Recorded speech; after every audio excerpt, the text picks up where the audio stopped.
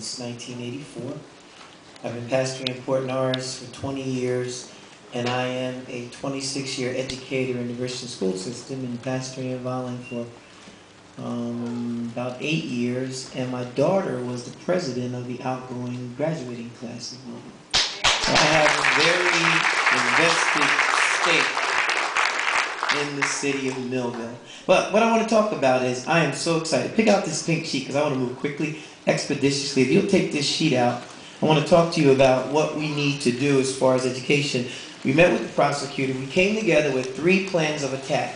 I want to thank the guardian angel and what I heard from them, because being an administrator now in the system, having been a teacher, been an administrator, and now in the central office, I've seen what happens to young people in our educational system. They're scared.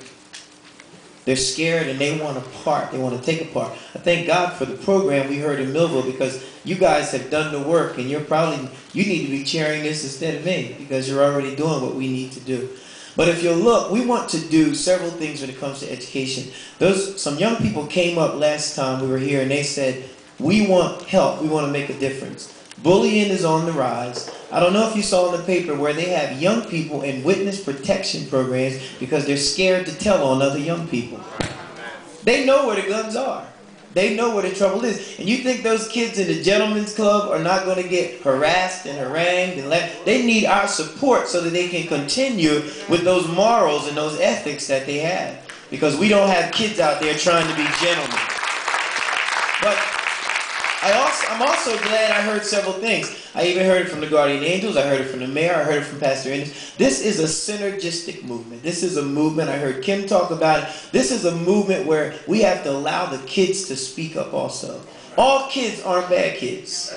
All children aren't trying to be in gangs. You know, we paint that picture. Some kids want to graduate and go to school and get a good job and do something with their life. We have to be the ones that help those children that want to do that. So our job is, we want to do a threefold thing. We want to get involved by organizing, letting the kids have a real voice in education. That means going into the school system and working to help create some anti-gang youth organizations. Now, I would like to challenge, how many educators in the building tonight? All the teachers, educators, will you stand if you're in the building tonight? Any educators in the building? Let's give all of our educators a hand here right now. Because I see one of our assistant superintendents, I see Steve. Many of us don't realize that kids that are young people are crying out, and sometimes our hands are tied by rules. I chair, sometimes I have to administer our board hearing panel, so when a kid does something, bring a knife to school, bring a gun, or they want to fight, we're bound by doing certain things to them. But who's going to help them once they get out in the streets?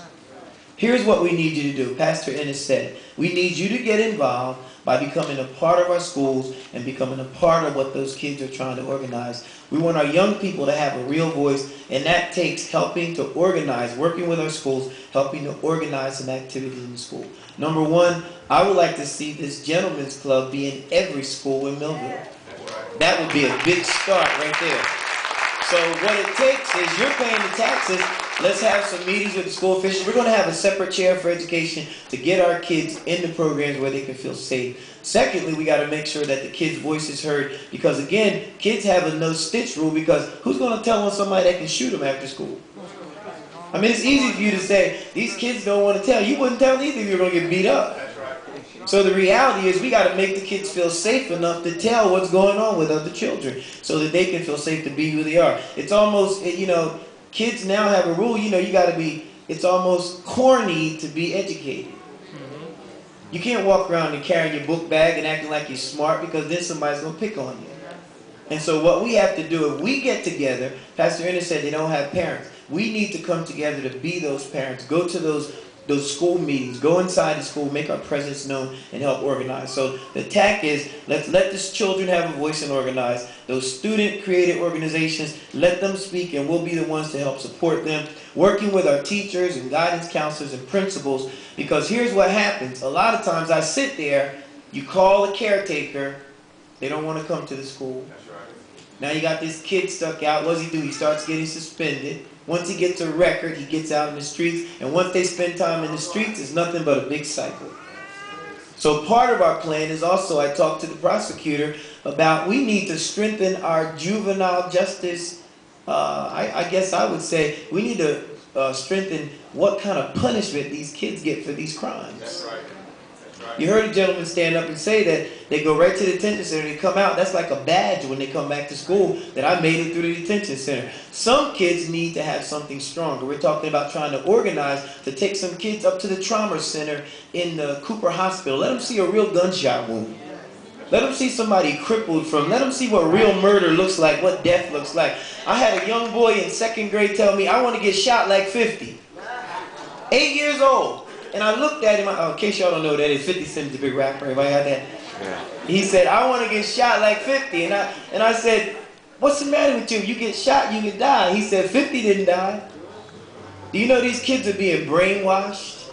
And they're being believed that they can get shot and not die. We can't keep punishing all of them, but if we had a one-time strength where we could reach those one-time offenders, instead of sentencing them to the juvenile justice, sentence them to, I know this sounds strong, I hope they don't print this, give them a real day in jail. Let them see what real jail is like. You got parents crying out, can you help me with my kids? And so these kids, I'm serious, you got kids out there, if they got something strong to begin with, maybe they wouldn't turn into criminals. So we need to make sure we do that. And work with our teachers and guidance counselors, work with the programs like RISE, volunteer to come in and help with those programs where we have after-school activities. And the last thing I want to say is that we need, look at the last box on the pink slip, it says, networking with businesses. Kids seem hopeless. A young man came to me and said, well, Pastor Dunkins, what you're saying is I need to quit selling drugs for $200 or $300 a day, go out and work at McDonald's where I'll get minimum wage when nobody in the house is feeding me, nobody's clothing me. You better listen to me. He said, and I'm making $300 a day selling drugs. You telling me to stop doing it. Go to McDonald's, get grease from my shoes to the top of my head, go home and get abused at home and then run out. And you tell me do that because it's right. It makes sense to us, but until you instill some morals in kids, they need to survive.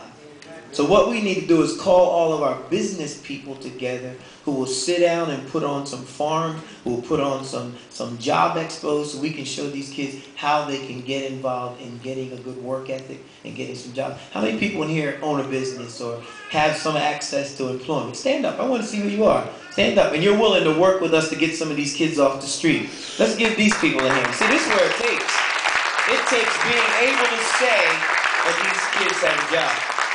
Students are in school almost more than anything else, and I want to meet with the gentleman here, but please, if you want to get involved in education, you'll show up at the school. You'll help become part of some of the discipline panels. You'll help become part of some of the parent. My teachers tell me constantly, well, what are you saying? That we now have to be parents? What about their parents? And I'm saying that